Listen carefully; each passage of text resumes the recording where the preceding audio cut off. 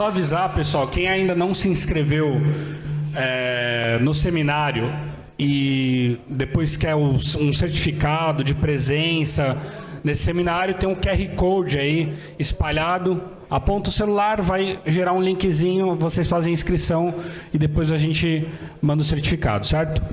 Então, nós também convidamos o nosso querido Ruda Rissi, que é um pesquisador, um cientista político da PUC e presidente, diretor-geral, né, do Instituto Cultiva. O Ruda já veio algumas vezes aqui na Zona Leste conversar com a gente. A última vez foi lá no CIFA, né, Ruda? Foi quando eu te conheci. E foi muito bacana trazer essa formação, esse olhar crítico. Saí bastante reflexivo daquele encontro, então, Ruda, com vocês.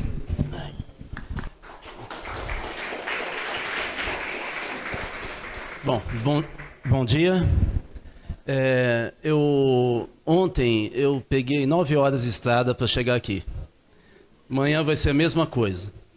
Eu moro em Belo Horizonte, embora seja paulista, eu estou há 30 anos em Minas. Eu fui do governo da Erundina. E eu era colaborador da Escola da Cidadania da Zona Leste. Então eu vou começar falando para vocês o seguinte: por que é que eu saí de Belo Horizonte e fiquei 9 horas na estrada ontem para estar aqui com vocês? É lógico que, em primeiro lugar, porque foi o Matheus que me convidou. Em segundo lugar, por causa da mesa. Eu queria que vocês tirassem foto para colocar no currículo. Eu estava com o Genuíno, com a Renata. Mas eu vim para cá porque é a Zona Leste. A Zona Leste é um patrimônio político do país, não é só de São Paulo. Aqui nós tivemos movimentos importantíssimos, né, da educação, isso aqui é uma prova, saúde, moradia, idosos, ou seja, nós temos uma história aqui da Zona Leste. Quando a gente... eu fui da Secretaria de Administração Regional. Eu sei que a maioria fala, mas que secretaria? Agora chama subprefeitura.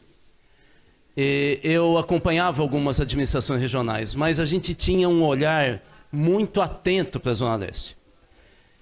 Vocês já ouviram falar, só vou falar mais uma vez e aí eu vou justificar a minha fala.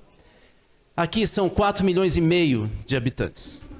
Se a gente tirar a Zona Leste, se a gente tirar a Zona Leste da cidade de São Paulo, a Zona Leste é a 3ª maior cidade do país.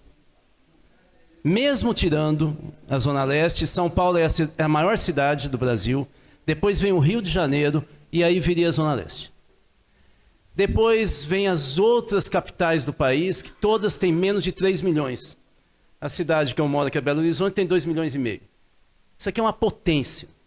Se vocês se unem com a Zona Sul, que tem 1,5 milhão, vocês fazem prefeito com a mão nas costas. Então, o que eu queria falar... Diga. Eu não entendi. A não ser porque eu não sou... Mas já posso adiantar que eu não sou arcebispo, então não tenho... Mas depois eu posso até falar um pouquinho sobre isso. Gente, Igreja Católica é espaço de disputa como tudo na vida humana. E nesse momento, 70% do Vaticano é contra o Papa.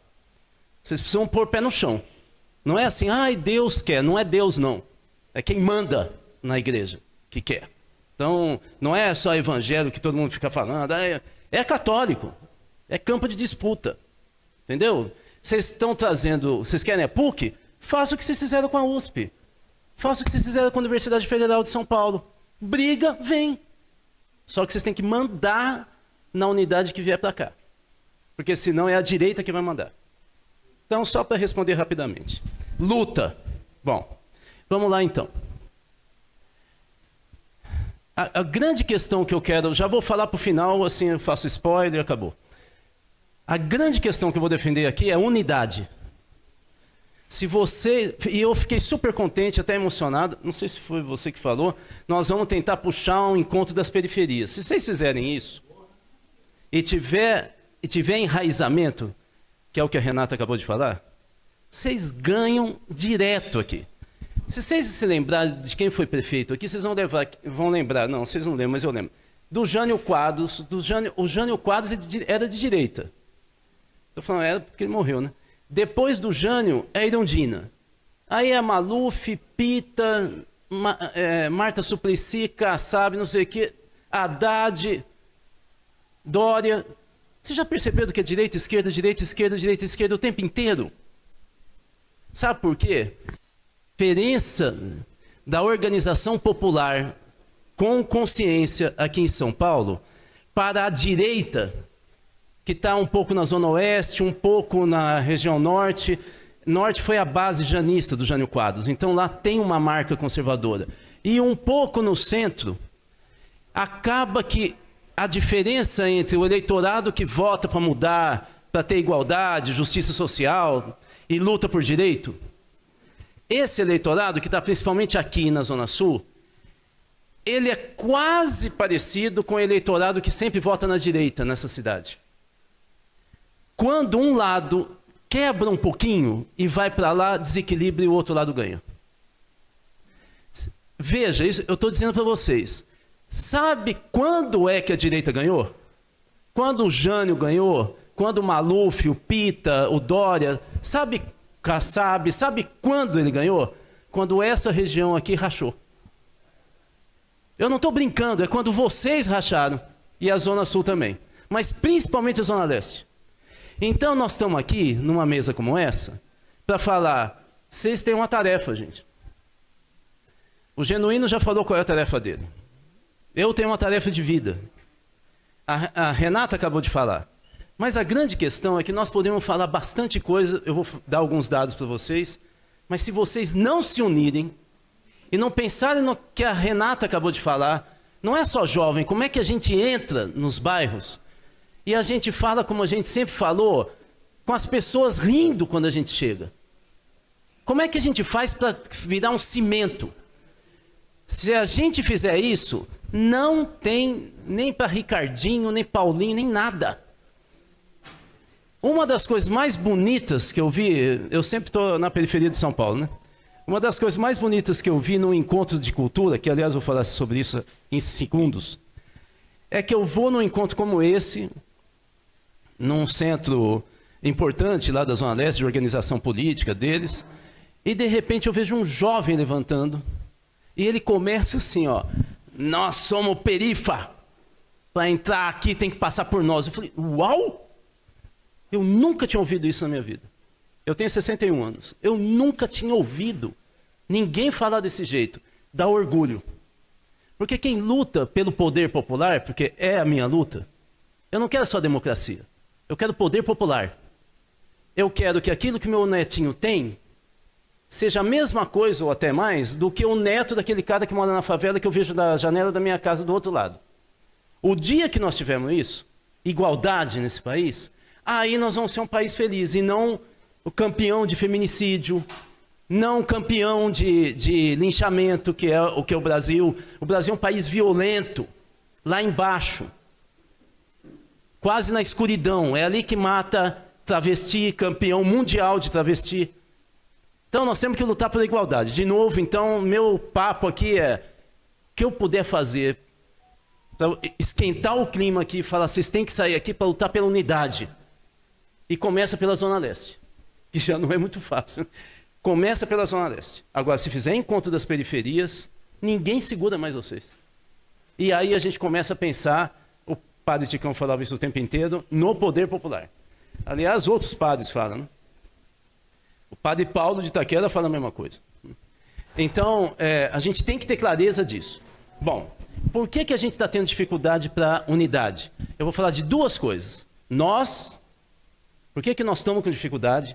Nós que estamos do lado dos trabalhadores, das mulheres, dos negros, daqueles que são marginalizados à força no Brasil. E do outro lado, que é o fascismo bolsonarista. Se vocês quiserem no debate, não vou falar agora, eu sou cientista político, se vocês quiserem eu explico por que a gente fala que é fascista. O bolsonarismo é fascista. Não é uma palavrinha para xingar, é porque ele é conceitualmente fascista. Eu escrevi um livro sobre isso, se vocês quiserem, depois no debate eu explico. Então vamos pegar a gente. Qual que é o nosso problema?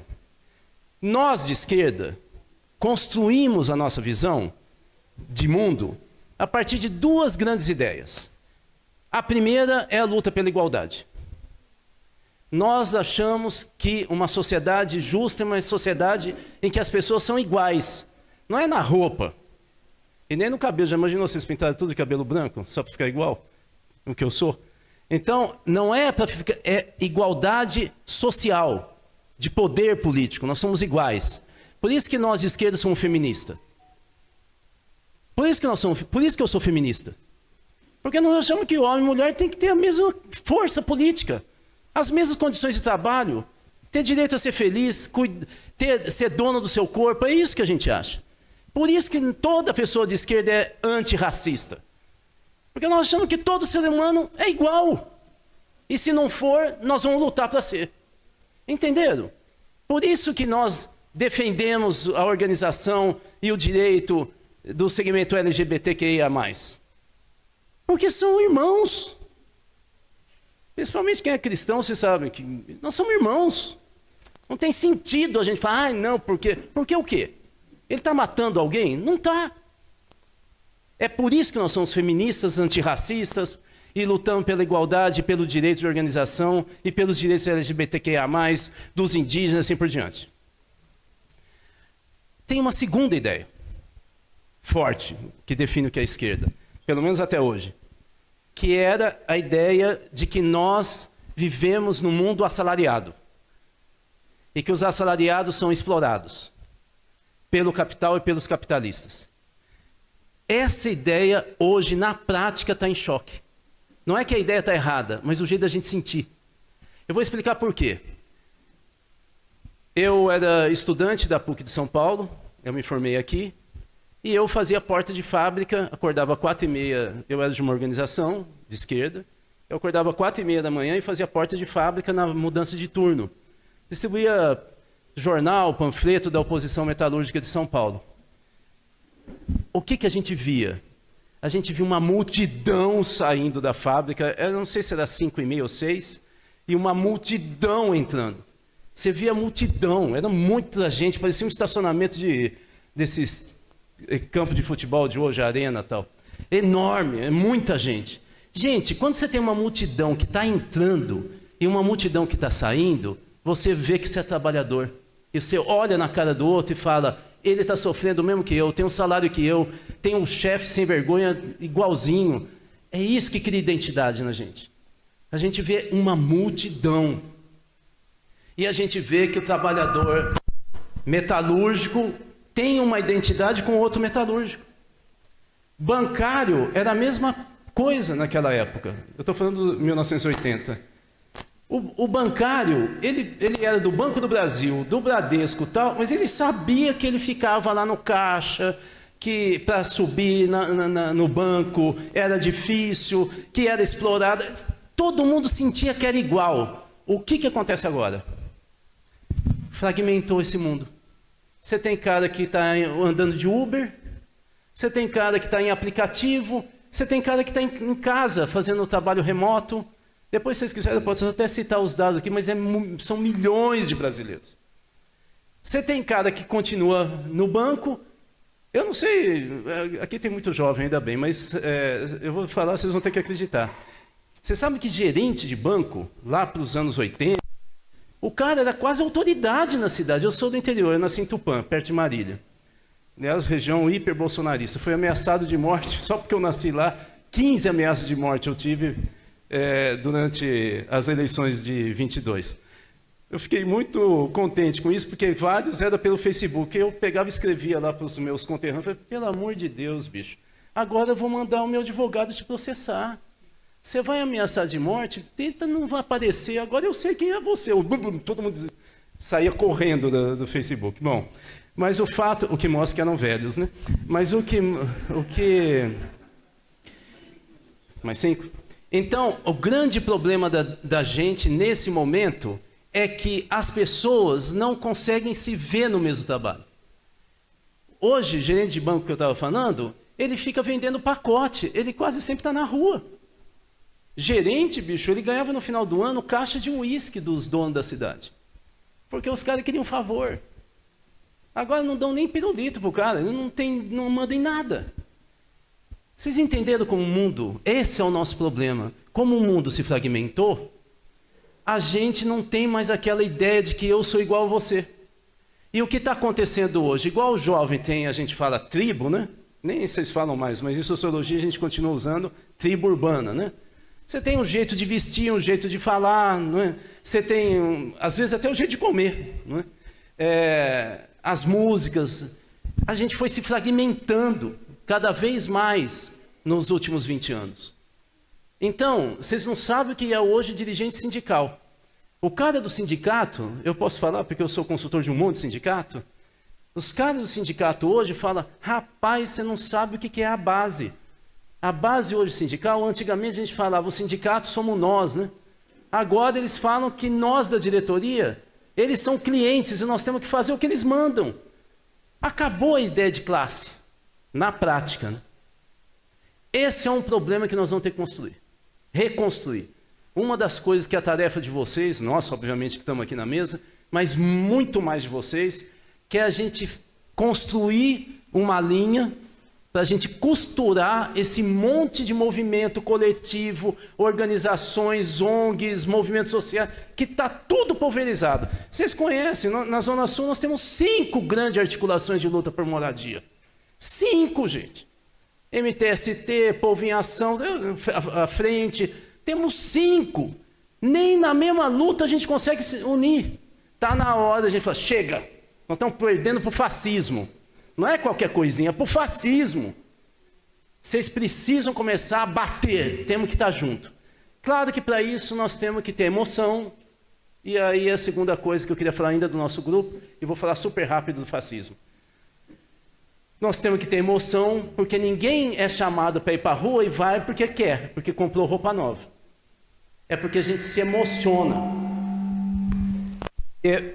Aquela chamada, de alguma maneira, me pegou. Ou porque é a gente que eu confio, ou porque aquilo que está me chamando eu tenho interesse. E aí vem a primeira saída, que foi esse encontro. Gente, vocês ouviram falar, eu fui do governo da Erundina. 1520, mais ou menos, para 1400. Faz muito tempo. Depois eu falei, eu dava curso na Escola da Cidadania que o Padre Ticão montou, em Hermelino Matarazzo. Vocês sabem que em todos os debates que a gente fez, nunca teve uma mesa como essa do movimento social antes da nossa, que em 3 pessoas, 2 eram da área de cultura. E agora, de novo, nós 2... os velhinhos aqui com a Renata da área de cultura. Eu acho que vocês descobriram saída. É cultura. A cultura fala sem discursinho, assim, muito articulado. Vocês veem que não tem jeito. Eu falo como cara de esquerda e falo como professor. Não adianta. Eu vou pegar e fingir o que eu sou. Não é? Mas quando você fala pela música, quando você fala pela dança, você fala pelo rap e tal, não é só a palavra, tem um sentido, assim, tem uma coisa. E aí cria identidade. Eu acho que esse é o truque. Rapidamente, nós estamos enfrentando o fascismo. Eu acho que o Brasil, como a gente não estuda no ensino médio sobre política, não estuda na faculdade, a gente começa a fazer confusão. Fascismo. Tem gente que já falou para mim, mas isso aí é da Itália, do Mussolini. Eu falei, pois é, o Mussolini veio do Partido Socialista. Né? E tem mais. Quando ele sai para criar a articulação fascista, o que as pessoas não entendem é que o fascismo, ele parece uma gelatina. Sabe gelatina que você bate, ela vai para cá, depois ela volta, você bate para lá, tal, é difícil romper. O fascismo é isso, é diferente do nazismo. O nazismo é duro, é coisa de alemão, né? O fascismo é coisa de italiano, eu sou filho italiano. É uma bagunça. Você já foi em casa de italiano? É o seguinte, pega e dá um tapa, seu cachorro dali a pouco tá beijando, então você não entende. Isso é o fascismo. O fascismo é como esponja.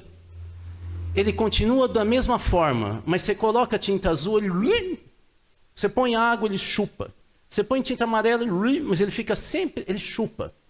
Sabe o que o Mussolini fez quando ele foi primeiro-ministro e mandou na Itália? Aliás, ele não pegou pela força, hein? O rei da época da Itália convidou para ele ser primeiro-ministro. A mesma coisa com Hitler, eles não entraram no poder pela força. O que o Mussolini fez? No governo, ele deu o Vaticano. Você sabe que não teria Vaticano para a Igreja Católica se não tivesse fascismo? Ele criou o Vaticano. E ele deu 3 palácios para o Vaticano. Então a gente precisa entender o que é o fascismo. Ele enrola, ele usa a igreja, ele vai chupando as ideias. É disso que eu quero terminar falando. O fascismo bolsonarista, ele chupa a alma de quem se acha bagrinho. O fascismo brasileiro trabalha com bagrinho. O que é bagrinho? Eu não estou falando que é pobre, nós somos. Estou falando de trabalhador, nós somos. Eu estou falando do cara que é pobre, trabalhador, mas se acha o último do último. É um cara que se acha marginal, que está ressentido. Inclusive pega a gente de classe média, que acha que está perdendo tudo, mas também pega trabalhador. Nós estamos falando de um movimento de massa popular, gente. 47% dos eleitores do Bolsonaro, saiu agora acho que na pesquisa Datafolha, 47% que são eleitores do Bolsonaro, disseram que nos últimos 20 anos ninguém falou deles e ninguém valorizou. 47%, vocês entenderam? São bagrinhos. Gente que acha que está sendo jogado no lixo. A base do bolsonarismo é o ressentimento, gente. É o cara ressentido. Por isso que ele é popular.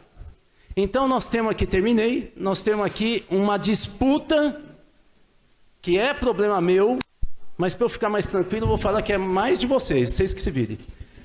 O problema é construir a unidade sabendo que nós temos que costurar o que está dividido no nosso campo, e muito dividido. E em segundo lugar, nós temos que lembrar que do lado de lá tem uma força fascista que chupa tudo daqueles que se sentem pequenos e que eles querem mudar, porque eles estão se sentindo mal, eles não são conservadores. Essa base popular do bolsonarismo quer a mudança. Vocês veem, nós sempre nesse país e aqui na Zona Leste, nós falamos da mudança. Aconteceu alguma coisa que grande parte não acredita mais na gente, que a gente é a mudança. Eles acham que a gente é o poder. Está na hora da gente, talvez pela cultura, reafirmar: nós não queremos esse país do jeito que está. Obrigado, gente.